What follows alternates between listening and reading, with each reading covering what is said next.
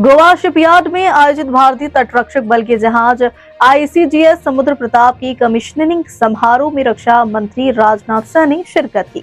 इस अवसर पर उन्होंने देश की रक्षा क्षमताओं और स्वदेशीकरण की दिशा में हुई प्रगति को रेखांकित किया। रक्षा मंत्री राजनाथ सिंह ने अपने संबोधन में कहा कि समुद्र प्रताप जैसे अत्याधुनिक जहाज में उपयोग की गई सामग्री का 60% से अधिक हिस्सा स्वदेशी है, जो आत्मनिर्भर भारत की दिशा में एक मजबूत कदम है।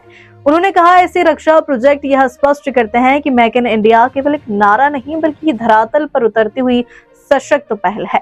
उन्होंने कहा कि गोवा शिपयार्ड लिमिटेड जैसे सार्वजनिक क्षेत्र के उपक्रमों ने देश की समुद्री सुरक्षा को मजबूत करने में अहम भूमिका निभाई है। स्वदेशी तकनीक और भारतीय इंजीनियरों की मेहनत से निर्मित यह जहाज न केवल तटरक्षक बल की ऑपरेशनल क्षमता को बढ़ाएगा बल्कि देश की रक्षा आत्मनिर्भरता को भी नई ऊंचाइयों तक ले जाएगा।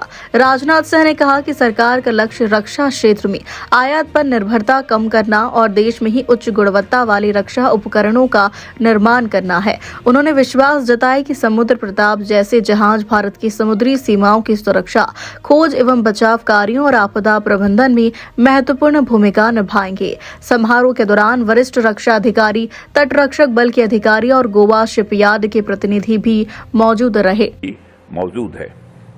इसके साथ ही इसमें हेलीकॉप्टर हैंगर और एविएशन सपोर्ट की सुविधा भी है, जिससे इसकी रीच और इफेक्टिवनेस कई गुना बढ़ जाती है।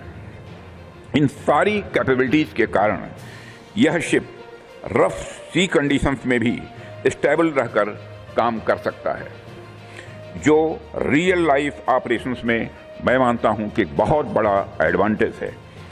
साथियों, इस शिप की एक और ख़ास बात यह है कि इसमें 60% से अधिक इंडिजिनस मटेरियल्स का ही उपयोग हुआ है।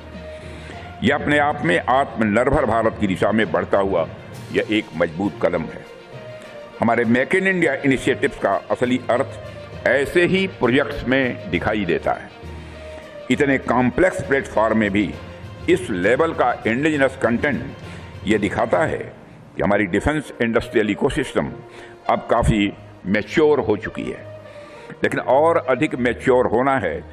मैं चाहता हूं 60% ही नहीं बल्कि हम 90% तक हमारा इंडिजिनस कंटेंट हमारे शिप्स में हो, यह हम लोगों की कोशिश है।